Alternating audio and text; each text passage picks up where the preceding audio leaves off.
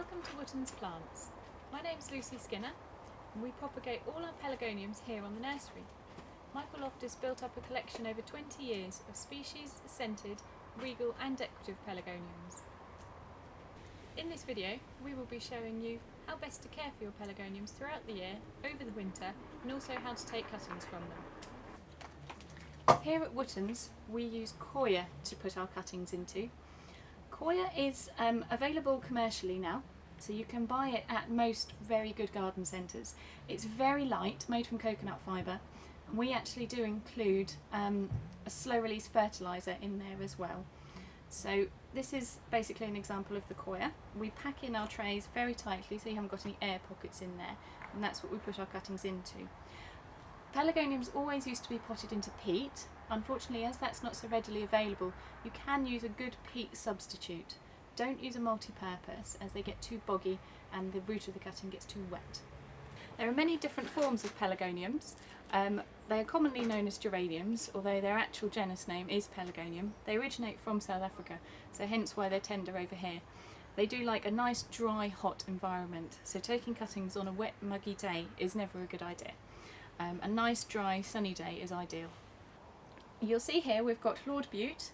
He's a regal decorative pelargonium, and you'll see that he's got wonderful cuttings, but he is a little bit difficult to overwinter. You've also got Clorinda. Now she is a scented pelargonium, rather large, can get up to 2 metres tall, beautiful, beautiful stem colour.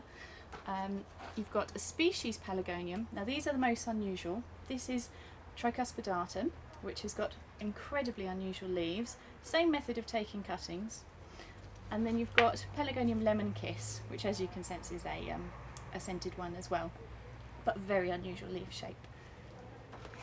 When taking cuttings for pelargoniums, you need an incredibly clean area. It's best to have a nice clean, very sharp pair of secateurs, a nice clean area to work from to actually put your cuttings on, and make sure that you have no hand cream or anything on your hands, as this can affect the rooting. You'll see from here, I'll take an example of a cutting. You also always take not the flower shoot but the leaf shoot,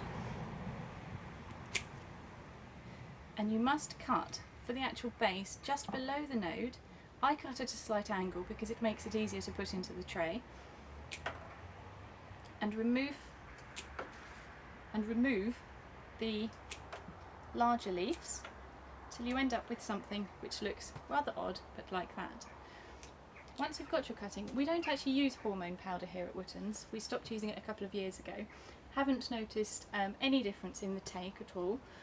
There's only a couple of pelargoniums we still use it on, but generally not at all.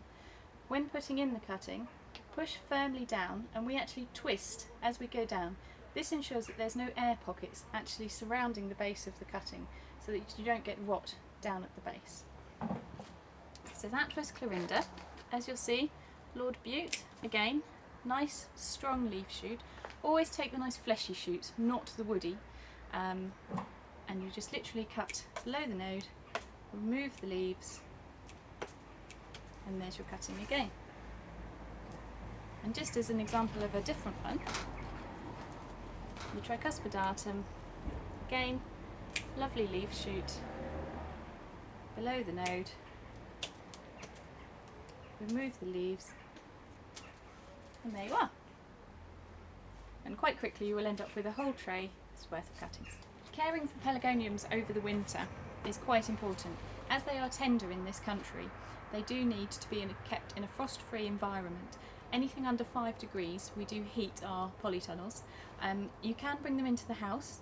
We do actually cut ours back this time of year so that you've got a very manageable plant indoors. We also remove a lot of the foliage. This prevents botrytis from claiming the pelargonium, and basically it will take over and kill back the plant. When you cut back a pelargonium, make sure you do it on a nice dry, hot, sunny day, as any dampness will get into the plant and it will eventually rot back. When overwintering, it's actually best to avoid watering as much as possible. We only water our pelargoniums once a fortnight here on the nursery, and I do mine even less at home.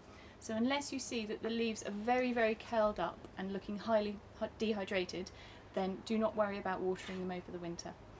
Even though in the winter the watering is kept to the minimal, Once it gets to the spring and the height of their growing season, we do water our pelargoniums every other day.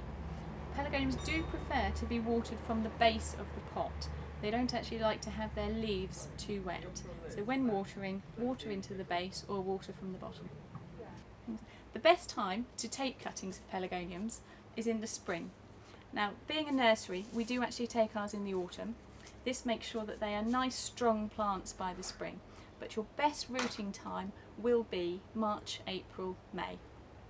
That is when we recommend taking them for yourselves. Some pelargoniums, such as Pelargonium ardens, you can take different types of cuttings from, or propagate them differently.